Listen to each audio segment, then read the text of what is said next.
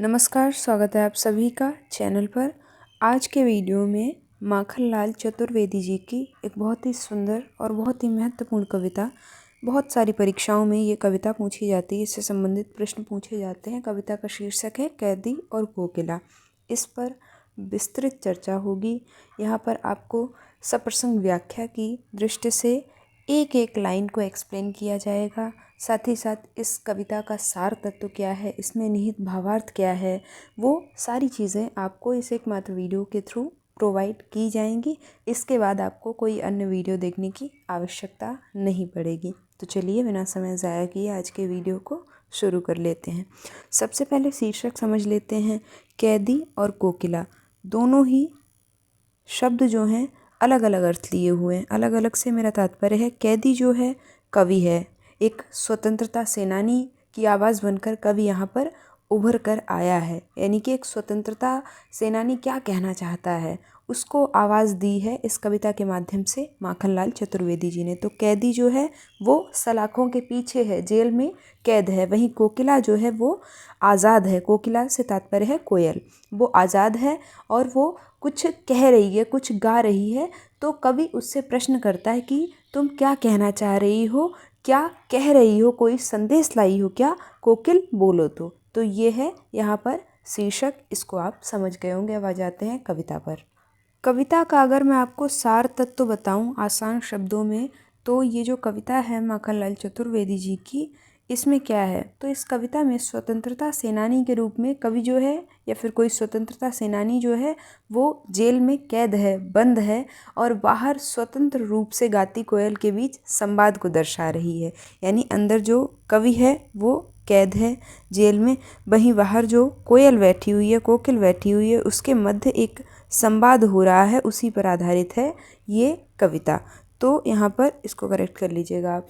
तो इसमें कवि ने कोयल की मीठी आवाज़ के माध्यम से, कोयल की तो आवाज़ वैसे भी मीठी मानी ही गई है, उसकी आवाज़ के माध्यम से अपनी पीड़ा, अंग्रेज़ों के अत्याचार और देशवासियों की स्वतंत्रता की जो चाह है उसको व्यक्त किया है, उकेरा है, उद्धृत किया है। जिसमें कोयल की कूक या फिर कोयल का बोलना या फिर कोयल का गायन जो है विद्रोह का प्रतीक बनकर उभरता है और स्वतंत्रता के महत्व को जोर देती है कोयल की वो कूक, कोयल की वो आवाज़ या फिर कोयल का वो गायन। तो ये है इस कविता का सार तत्व। कुछ पॉइंटर्स अगर आपको नोट करने तो आप नोट कर सकते हैं। इस कविता में स्वतंत्रता की लालसा दिखाई दे रही है। कवि जेल में बंद होकर भी निरंतर स्वतंत्रता के लिए, भारत देश की स्वतंत्रता के लिए प्रयत्नरत है, प्रयास कर रहा है।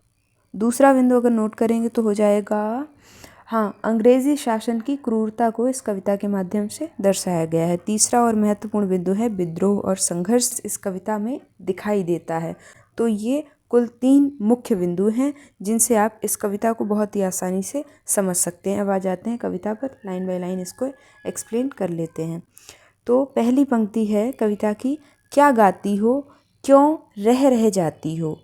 कोयल जो है कुछ कहने का प्रयास कर रही है लेकिन बार बार चुप हो जाती है क्योंकि उसकी आवाज़ पर भी अंग्रेज़ी शासन का पहरा है। ऐसा नहीं है कि कवि जो है या फिर कोई स्वतंत्रता सेनानी जो है वो जेल में कैद है तो सिर्फ़ और सिर्फ उसी पर अंग्रेज़ी शासन का कड़ा पहरा है, बल्कि जो व्यक्ति बाहर स्वतंत्र घूम रहा है वो भी सही मायनों में स्वतंत्र नहीं है। तो जो कोयल है वो सही से अपनी बात को, अपने संदेश को, अपने गायन को पूर्ण नहीं कर पा रही है। तो उससे कवि माखनलाल चतुर्वेदी कहते हैं कि कोकिल बोलो तो, यानी क्या गाती हो, क्यों रह रह जाती हो, कोकिल बोलो तो, क्या लाती हो, यानी क्या संदेश है, बाहर से कोई संदेश लेकर आई हो क्या, संदेशा किसका है, कोकिल बोलो तो।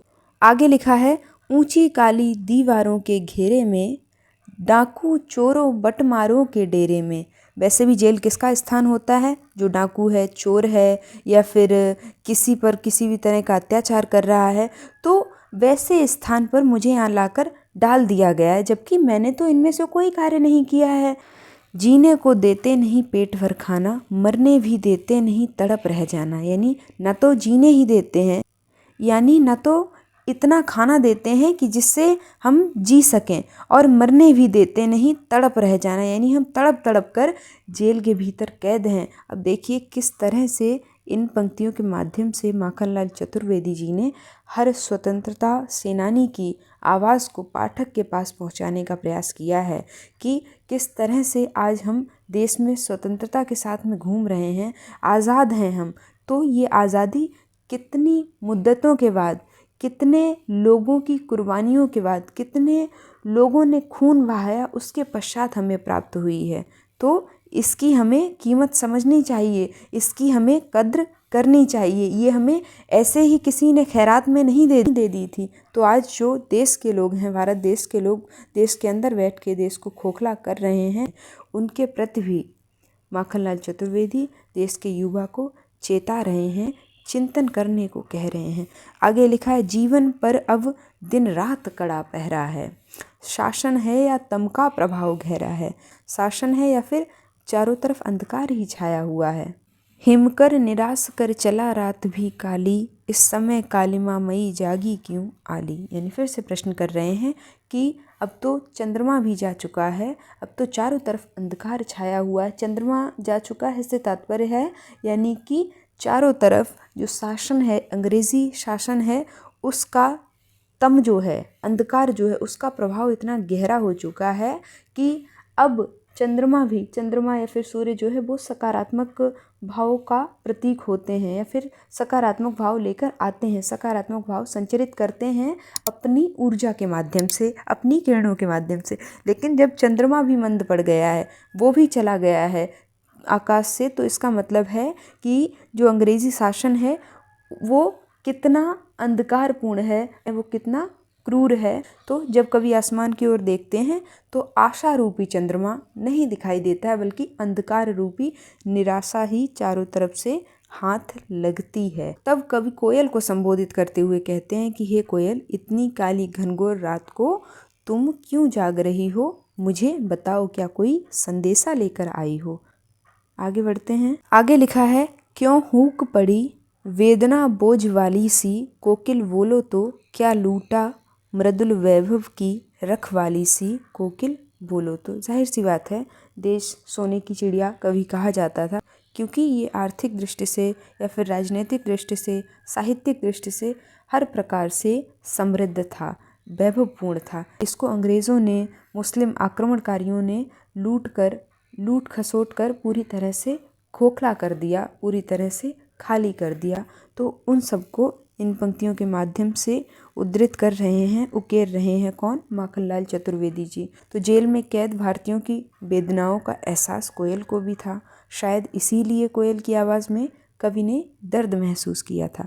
कह रहे हैं ना, क्यों हूक पड़ी। हूक का अर्थ होता है बहुत वेदनापूर्ण आवाज़, बहुत ही दर्द भरी आवाज़, बहुत ही पीड़ा भरी आवाज़।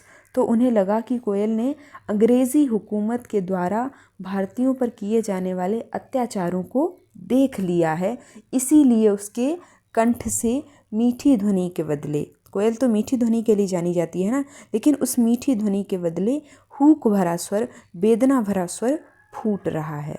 कोयल को देखकर कवि को लगा कि कोयल अपनी वेदना साझा कर रही है, यानी वो वेदना अब भारतवासी की नहीं रह गई है मात्र, वो यहाँ की प्रकृति की भी बन गई है। यानी कि कोयल की वो स्वयं की वेदना, ऐसा प्रतीत हो रहा था जब वो कूक रही थी, गा रही थी, कि वो उसका स्वयं का दुख है, उसका स्वयं का दर्द है। तो कोयल को देखकर कवि को ऐसा ही महसूस हो रहा था कि कोयल अपनी वेदना साझा कर रही है, बांटने आई है।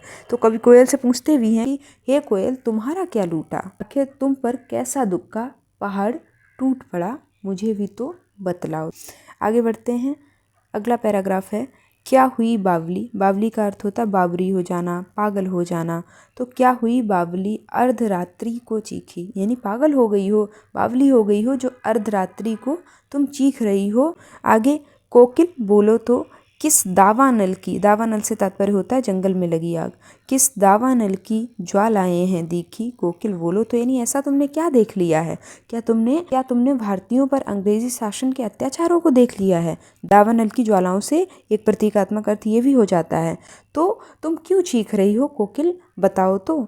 अगला पैराग्राफ है, क्या देख न सकती जंजीरों का गहना, क्या तुम देख नहीं सकती हो कि किस तरह से हमें यहाँ पर जंजीरें पहनाकर कैद करके रखा गया है।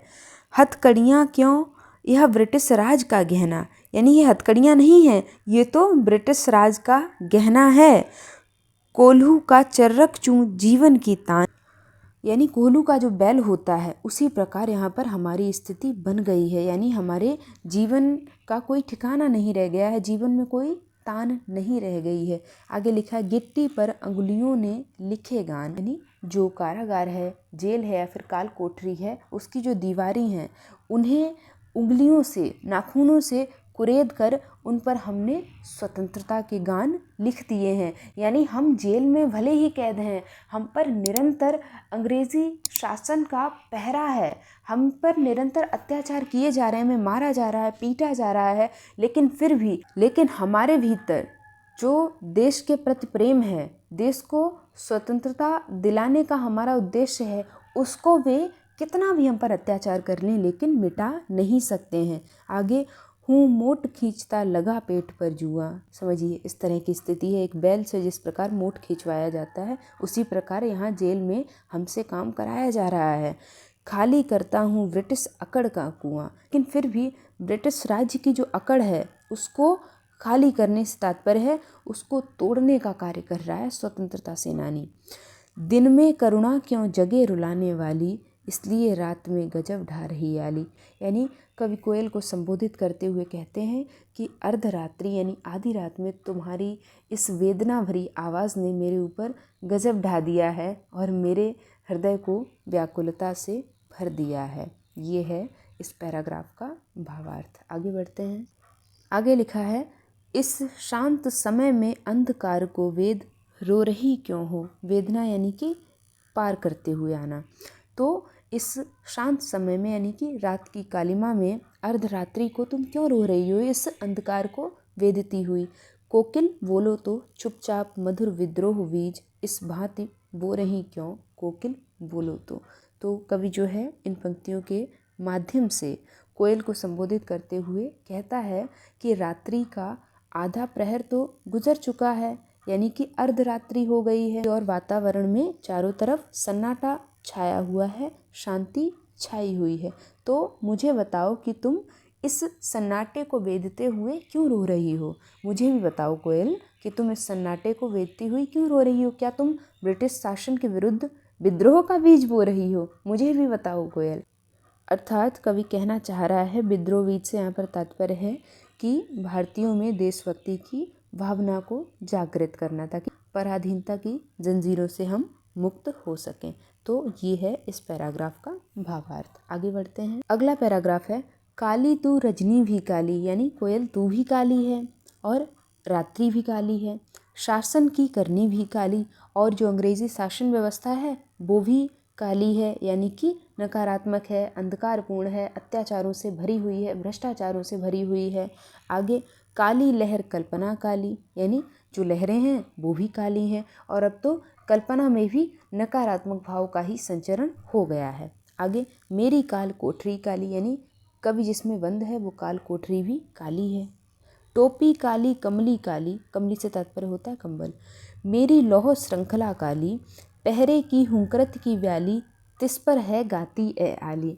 तो ये काफ़ी सुंदर पंक्तियां हैं, इनका अर्थ क्या है आप समझिए।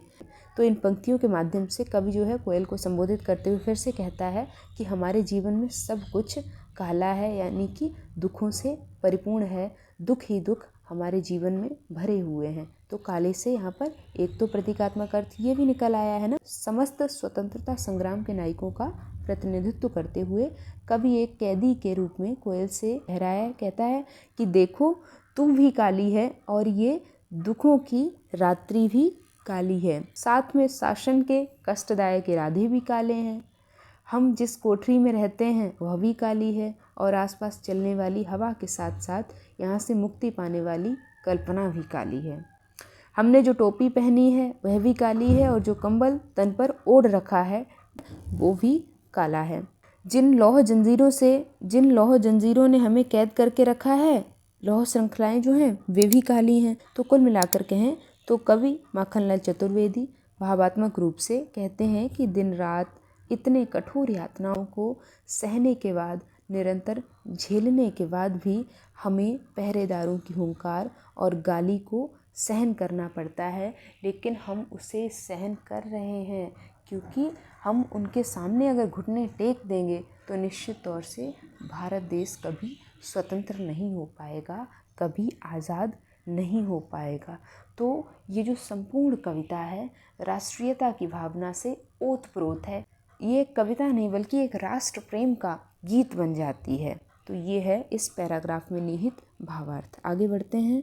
आगे लिखा है, इस काले संकट सागर पर मरने की मदमाती कोकिल बोलो तो, अपने चमकीले गीतों को क्यों कर हो तरसाती कोकिल बोलो तो कवि जो है इन पंक्तियों के माध्यम से कोयल को फिर से संबोधित करते हुए कहते हैं कि कोयल, मुझे तो समझ ही नहीं आ रहा है कि तुम स्वतंत्र होने के पश्चात भी, यानी कैद तो मैं हूँ ना, कैद तो एक स्वतंत्रता सेनानी है ना, तुम तो बाहर हो, तुम तो जेल से बाहर हो, तुम तो स्वतंत्र हो, आज़ाद हो, लेकिन आज़ाद होने के बाद भी आधी रात में संकट रूपी कारागार के आसपास मंडराकर अपनी मदमस्त ध्वनि में स्वतंत्रता की भावना जागृत करने वाली गीत क्यों गाए जा रही हो? क्या तुम्हें किसी से डर नहीं लगता? यानी एक तो तुम विद्रोह स्वर के साथ में गीत गा रही हो, दूसरे कहाँ पे गा रही हो? काले संकट सागर पर, यानी इस कारागार के आसपास बैठी गा रही हो। तो तुम्हें क्या इस अंग्रेजी शासन से भय नहीं है? तो यहाँ पर कोयल से एक और प्रतीकात्मक अर्थ आप ले सकते हैं कि भारतवासी को भले ही जेल में कैद कर दिया गया हो, लेकिन फिर भी उसका जो विद्रोही स्वर है, विद्रोही प्रवृत्ति है, देश को आज़ादी दिलाने का जो उसका उद्देश्य है, वो ख़त्म नहीं हो रहा है। वो किसी भी तरह से अंग्रेज़ी शासन के समक्ष घुटने टेकने को तैयार नहीं हो रहा है।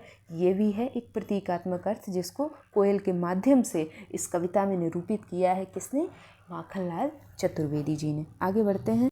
लिखा है, तुझे मिली हरियाली डाली, यानी तुम तो स्वतंत्र हो, तुम्हें तो हरियाली डाली मिली है बैठने को। मुझे नसीब कोठरी काली, मुझे तो इस काल कोठरी में बंद कर दिया गया है। आगे, तेरा नभ भर में संचार, यानी तुम तो स्वतंत्र हो, पंख फैलाकर कहीं भी उड़ सकती हो, किसी भी स्थान पर जा सकती हो। मेरा 10 फुट का संसार, जिसमें एक साधारण इंसान का दम घुटे उतनी छोटी है ये काल कोठरी, मेरा संसार ही ये काल कोठरी बनकर रह गई है। आगे, तेरे गीत कहावतें वा, यानी तेरे गीत कहावें वा, यानी तुम गाती हो, इतनी मधुर ध्वनि है तुम्हारी, तो तुम सबका ध्यान आकर्षित अपनी ओर कर लेती हो, सब तुम्हारा गीत सुनकर मदमस्त हो जाते हैं। और वहीं मेरी स्थिति क्या है? रोना भी है मुझे गुनाह, मैं तो यहाँ रो तक नहीं सकता हूँ, मैं अपने दुखों को किसी से बांट भी नहीं सकता हूँ। आगे, देख विषमता तेरी मेरी, यानी मेरी और तुम्हारी स्थिति में कितनी विषमता है, कितनी भिन्नता है, कितनी विविधता है। बजा रही तिस पर रणभेरी, और तुम उस पर रणभेरी भी बजा रही हो। रणभेरी से तात्पर्य होता है जब युद्ध इत्यादि होने वाला होता है तो आगाज़ के लिए, युद्ध के आगाज़ के लिए कुछ वाद्य यंत्र बजाए जाते हैं। आगे बढ़ते हैं। लिखते हैं कि इस हुंकृति पर अपनी कृति से और कहो क्या कर दूं, कोकिल बोलो तो मोहन के व्रत पर प्राणों का आसव किसमें भर दूं, कोकिल बोलो तो ये जो पंक्तियां हैं, इन पंक्तियों के माध्यम से कवि कहना चाहता है कि मैंने ब्रिटिश हुकूमत यानी कि अंग्रेज़ी शासन की यातना सह रहे भारतीय कैदियों में कोयल की विद्रोह भरी आवाज़ के माध्यम से, विद्रोही स्वर के माध्यम से बूढ़ी हड्डियों में भी जान फूंकने का कार्य कर दिया है। यानी कि जो व्यक्ति नकारात्मक भाव से भर गए थे, जो स्वतंत्रता सेनानी नकारात्मक भाव से भर गए थे, उनके भीतर भी जान फूंकने का कार्य इस कोयल की आवाज़ ने कर दिया है। यानी कि उनके अंदर भी नव भावों का संचार हो गया है, तो जिसे सुनकर कैदी कुछ भी कर गुजरने के लिए तैयार हो सकते हैं।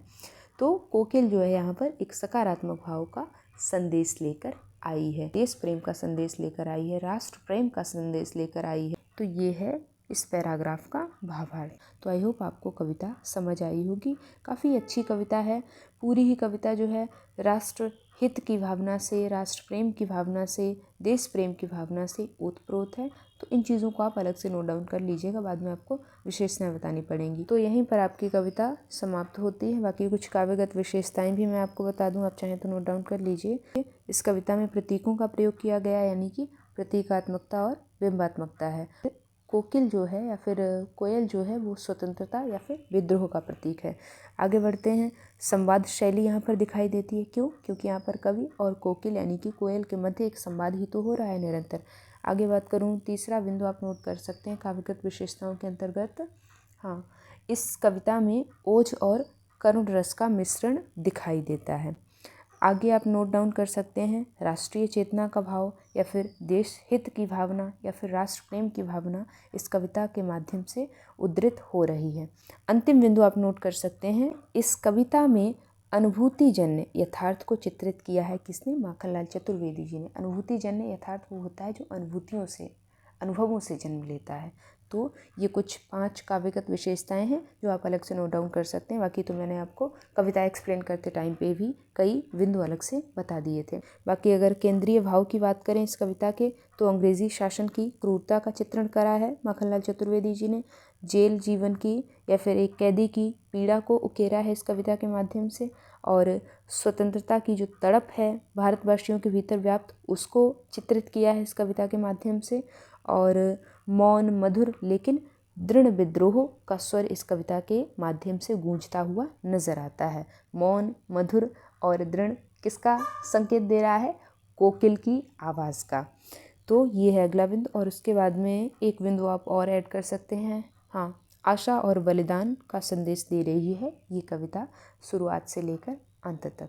तो ये है इस कविता का केंद्रीय भाव। तो वीडियो को यहीं पे एंड करती हूँ। आई होप चीज़ें आपको अच्छे से समझ आई होंगी। मिलते हैं किसी अन्य महत्वपूर्ण वीडियो में अन्य महत्वपूर्ण टॉपिक के साथ में। अगर आप मुझसे व्यक्तिगत तौर पे जुड़ना चाहते हैं, कोई सुझाव लेना चाहते हैं, तो आप मुझसे इंस्टाग्राम पर जुड़ सकते हैं। बाकी डिस्क्रिप्शन बॉक्स में टेलीग्राम चैनल की भी लिंक होगी, तो आप टेलीग्राम चैनल भी ज्वाइन कर लेना। वहाँ पर मैं बहुत सारा study material free of cost आपको प्रोवाइड कराती रहती हूँ। बहुत सारी चीज़ें तो वहाँ पे ऑन डिमांड शेयर की जाती हैं, तो टेलीग्राम चैनल से आपकी काफ़ी हेल्प होगी, ज्वाइन कर लेना। तो वीडियो को यहीं पे एंड करती हूँ। अगर इस चैनल से आपकी मदद हो रही है, मेरा पढ़ाया हुआ आपको अच्छा लगता है, समझ आता है, तो वीडियोज़ को लाइक किया करिए, चैनल को सब्सक्राइब करिए। Thanks for watching this video.